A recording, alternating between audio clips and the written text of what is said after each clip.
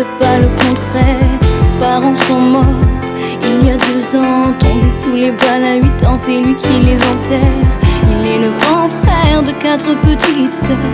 Il a promis à son père avant de partir qu'il les protégerait jusqu'à sa dernière heure. À chaque instant que la vie pourra lui offrir, Hélène dans ses yeux, oui c'est clair. À chaque fois que son regard croise quelques soldats, Malik et ses sœurs habitent Bagdad.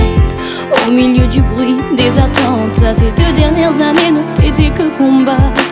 Survivre ici-bas et aussi se nourrir, difficile mais Malik ne baisse pas les bras. Il tiendra sa promesse et partira martyr. C'est pour les enfants du monde, de tous les ghettos de la terre, ceux du tiers-monde, ceux qui vivent la guerre, seuls sous les bombes et les décombres, les enfants qui tombent assis encore militaires. Pour ces enfants du monde qui font face à la misère, aux guerres civiles et à l'esclavage moderne. De Brazzaville à Manambert résonnent les chants des enfants de la terre. Nous sommes au Cambodge, Jade a 8 ans. Elle travaille dans les champs avec sa mère, 12 heures par jour, payée au lance-pierre. À la fin du mois, 50 € comme salaire. L'année dernière, au mois de décembre, on a vendu sa sœur pour payer les dettes. Sa mère regrette, et dans sa chambre, elle pleure tous les soirs au chevet de son père. Une femme a payé cher car elle était vierge. Dans 2-3 années, est-ce le sort qu'on lui réserve? Elle ne fait que penser dans les rizières, et ses yeux pleurent des rivières. Son pays porte encore les traces d'un génocide, un peuple humilié, décimé par les Khmers. Jade a trop souffert, c'est ce que le sort décide.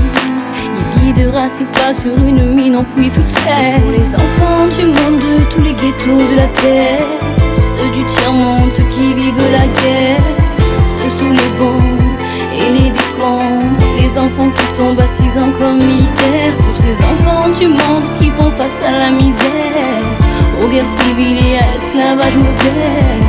De Brazzaville à Manambert résonnent les chants des enfants de la terre. Pablo a 12 ans, vit en Colombie. C'est un enfant des ghettos de Bogota.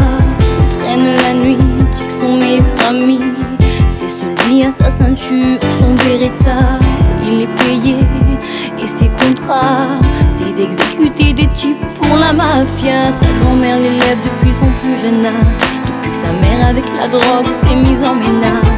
C'est un enfant tueur comme il y en a tant. Il sait que d'une minute à l'autre un contrat l'attend.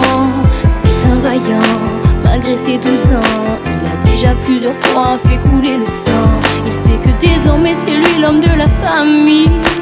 Sa grand-mère survit grâce à l'argent qu'il lui ramène. Elle prie pour lui la nuit, ne cesse de dire amen. Pourtant face à ce mur ce soir, c'est lui qu'on fusille. Les enfants du monde, de tous les ghettos de la terre, ceux du tiers-monde, ceux qui vivent la guerre, seuls sous les bombes et les décombres, les enfants qui tombent assis encore militaires. Pour ces enfants du monde qui font face à la misère, aux guerres civiles et à l'esclavage moderne. De Brazzaville à Manambert résonnent les chants des enfants de la terre.